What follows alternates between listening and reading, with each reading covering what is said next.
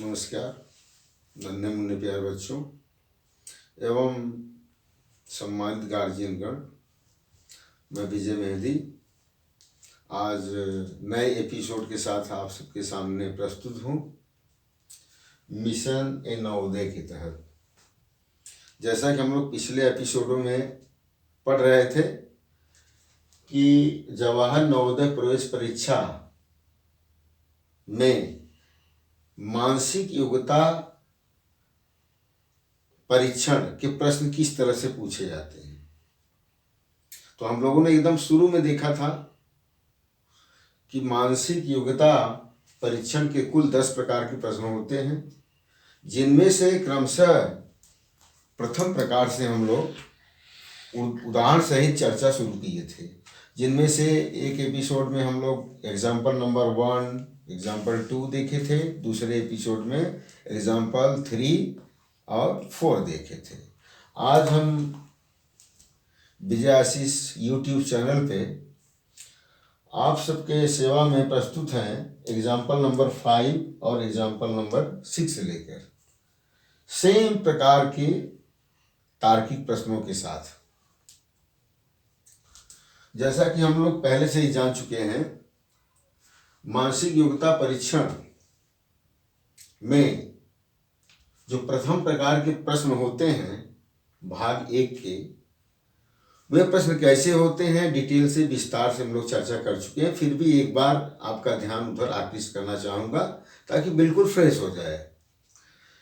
प्रथम प्रकार के प्रश्नों में क्या होता है, कुल 4 आकृतियाँ दी गई होती हैं ABCD करके या 1 2 3 4 करके। इन 4 आकृतियों में से 3 आकृतियां आपस में किसी न किसी रूप से, किसी न किसी वे में, किसी न किसी तरीके से मेल खाती हुई दिखती हैं, किसी न किसी मायने में या किसी भी रूप में। जो उनका एक मैनर होता है, एक दूसरे से मेल खाता हुआ होता है। और जो अन्य एक आकृति होती है उन तीनों से बिल्कुल अलग होती है। कहने का मतलब जो एक अन्य होती है उन तीनों से अलग होती है। कैसे अलग होती है? वह उन तीनों के आपसी संबंधों की तरह उन तीनों के साथ संबंध स्थापित नहीं कर पाती। वो बिल्कुल डिफरेंट होती है, अलग प्रकार की होती है। उसी आकृति का हमें पता करना होता है और वही आकृति उत्तर आकृति होती है। और उस प्रश्नोत्तर संख्या के में हम OMR शीट में उसी विकल्प पर गोला भरते हैं। तो आइए देखिए एग्जाम्पल नंबर 5।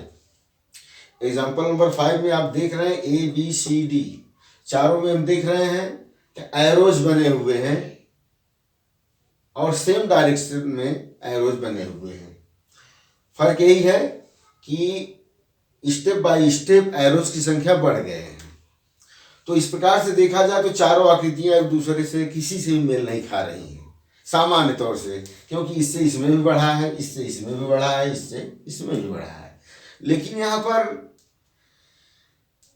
संख्याएं बढ़ रही हैं, यह बात गौण है, यह फैक्टर गौण है। यहाँ पर हमें ये देखना होगा गणितीय तरीके से संख्याओं के बढ़ने पर ध्यान न देकर यह देखना होगा कि किस प्रकार की संख्याएं हैं, सब में किस प्रकार की संख्याएं हैं। तो आइए ध्यान दें पहले संख्याओं की एरोज की संख्या पर। A में 3 एरोज, यहाँ पर 3 एरोज हैं। B में 1 2 3 4 5, यहाँ पर 5 एरोज हैं सेम डायरेक्शन में। C में देखें 1 2 3 4 5 6 7, यहाँ पर 7 एरोज हैं सेम डायरेक्शन में। Now come to the D। Here 1 2 3 4 5 6 7 8 arrows है। ध्यान दीजिएगा संख्याओं के प्रकार पर हमारा ध्यान आकृष्ट हो रहा है। 3 किस प्रकार की संख्या है? यहाँ पर 1 2 3 4 5 5 किस प्रकार की संख्या है? 1 2 3 4 5 6 7, 7 किस प्रकार की संख्या है? 1 2 3 4 5 6 7 8, 8 किस प्रकार की संख्या है? मतलब संख्याओं की इंक्रीजिंग ऑर्डर से ताल्लुकात नहीं है, यहां पर संख्याएं किस प्रकार की हैं इस पर ध्यान स्वाभाविक रूप से जा रहा है। तो हम देखेंगे 3 कैसी संख्या है, आप लोग समझ चुके होंगे शायद, सम है कि विषम है, 5 सम है कि विषम है, ये 1 2 3 4 5 6 7, 7 सम है कि विषम है, यहाँ पर 8 है, ये सम है कि विषम है, ये ध्यान दीजिए। तो देखिए 1 2 3 जाहिर है विषम संख्या है, क्योंकि 2 से विभाजित नहीं होगी, it can't be divided by 2. Now come to the B, 1 2 3 4 5, 5 is also odd number, ये भी विषम संख्या है, ये भी 2 से विभाजित नहीं हो सकती। नाउ कम टू दिस, यानी कि यहां पर देख रहे हैं बी और ए एक मायने में मेल खा रहे हैं, ये भी विषम संख्या है और ये भी विषम संख्या है, ये समानता आ रहा है कि विषम संख्याएं हैं। अब सी देखा जाए 1 2 3 4 5 6 7, 7 भी विषम संख्या है, 2 से डिवाइड हो नहीं सकती। Now come to the D, here 1 2 3 4 5 6 7 8, 2 4 is 8, यानी कि यह 2 से डिवाइड हो रही है, 2 बराबर भागों में बंट रही है, इसका मतलब यह कैसी संख्या है? सम संख्या है। और ए में देखा विषम संख्या, बी में विषम संख्या और सी में विषम संख्या, यानी कि ए बी सी तीनों एक प्रकार की संख्याएं हैं, विषम संख्याएं हैं, और डी में हम देखें कि सम संख्या है। इस तरह से साफ जाहिर है कि डी चित्र ए बी सी से बिल्कुल अलग है, क्योंकि इसमें सम संख्या में एरोज हैं, एरोज की टोटल जो संख्या है सम संख्या है। ओके, बिल्कुल साफ साफ समझ में आ गया होगा। हम डायरेक्ट 3 5 7 8 न लिखकर एरोज लिए हैं, ताकि तुरंत स्पष्ट ना हो, काम थोड़ा बढ़ जाए, क्योंकि प्रश्न इसी तरह से पूछे जाते हैं, उलझाए जाते हैं, ताकि आपका समय पास हो। इसलिए हम एरोज लेके संख्याओं को प्रदर्शित करना चाहे हैं, एरोज के माध्यम से, डायरेक्ट लिख के नहीं।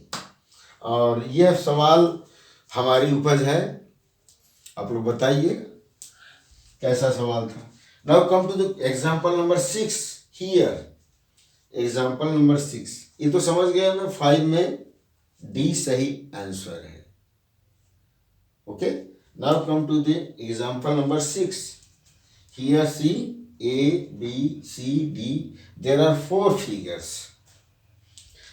इन 4 चित्रों में 3 चित्र आप ध्यान से देखें तो बिल्कुल आपस में एक दूसरे से मेल खाते हुए होंगे, संगत के होंगे, और एक अन्य जो फिगर होगा बिल्कुल असंगत का होगा। आइए देखा जाए।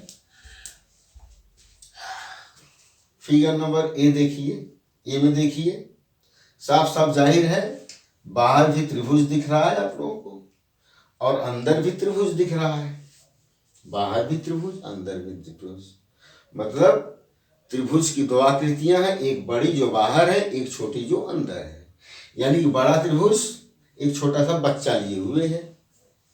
ठीक, बच्चों के लिए थोड़ा सा इस तरह की भाषा इस्तेमाल करने से उनमें रोचकता, मतलब एक आकर्षण पैदा होता है, रोचकता पैदा होती है। Now come to the B, here आप देख रहे हैं बाहर की तरफ आयत है और अंदर क्या है, ध्यान दीजिए कौन सी ज्यामितीय आकृति है। बाहर तो आयत है मगर अंदर क्या आयत है, ध्यान दीजिए। यहाँ पर हम लोग ए में देखा कि बाहर भी त्रिभुज है और अंदर भी त्रिभुज है, एक बाहर त्रिभुज, एक अंदर त्रिभुज। मतलब बड़ा वाला त्रिभुज एक बच्चा लिए हुए है अपने समान।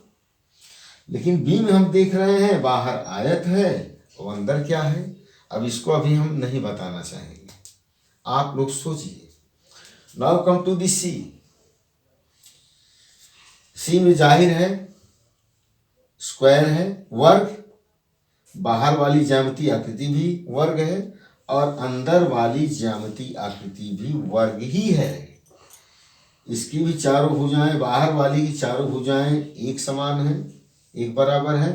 अंदर वाली आकृति की भी चारों भुजाएं एक समान है। साफ साफ देखने से जाहिर हो रहा है कि वर्ग है, बाहर भी वर्ग है, अंदर भी वर्ग है। तो इस प्रकार से ये सी जो है ए से मेल खाती हुई दिख रही है कि सेम ज्यामितीय आकृतियों का जोड़ा है दोनों में।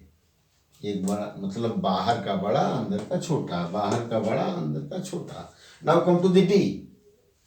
हियर ध्यान दीजिए बाहर वाली आकृति पर 1 2 3 4 5 5 भुजाएं हैं, मीन्स पंचभुज है। अंदर वाली देखें 1 2 3 4 5, यहाँ भी 5 भुजाएं हैं, पंचभुज है। यानी कि बड़े पंचभुज के अंदर छोटे पंचभुज की आकृति है। यानी कि ये बड़ी आकृति जो है अंदर छोटा बच्चा लिए हुए है अपनी जाति का।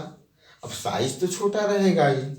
तो कुल मिला के देखें तो ए बी सी डी में आप लोगों को जाहिर हो गया होगा कि कौन तीन आकृतियां बिल्कुल सजाती हैं और कौन एक ऐसी है चारों में से जो उन तीनों से बिल्कुल डिफरेंट है, अलग है, तीनों की तरह नहीं है। तो आप लोग समझ चुके होंगे, देखने से भी जाहिर हो रहा है बी। क्यों? क्योंकि ए सी डी में दो दो ज्यामितीय आकृतियां हैं, वो भी सेम प्रकार की, दोनों त्रिभुज। सी में देखिए दोनों वर्ग, डी में देखिए दोनों पंचभुज, पेंटागोनल स्ट्रक्चर, ज्यामितीय आकृति। तो इस प्रकार से ए सी डी आपस में मेल खा रही हैं, सुमेलित है, सजाती हैं। लेकिन बी देखिए, ध्यान दीजिए, बाहर की आकृति क्या है? आयत, आयत है, और अंदर की आकृति वर्ग है। साफ क्लियर कट है, जाहिर हो गया होगा आप सभी को। तो इस तरह से हम लोगों ने देखा 5वां एग्जाम्पल और 6वां एग्जाम्पल बिल्कुल सटीक था। हमें उम्मीद है कि पूरी तरह से आप सभी को समझ में आया होगा। और इसी तरह से अगला एपिसोड हम 6वें और 7वें एग्जाम्पल को लेकर आएंगे। और उसके बाद मैं समझता हूं कि सेकंड प्रकार के प्रश्न प्रस्तुत किए जाएं तो अच्छा होगा। ठीक, बहुत बहुत धन्यवाद। धन्यवाद।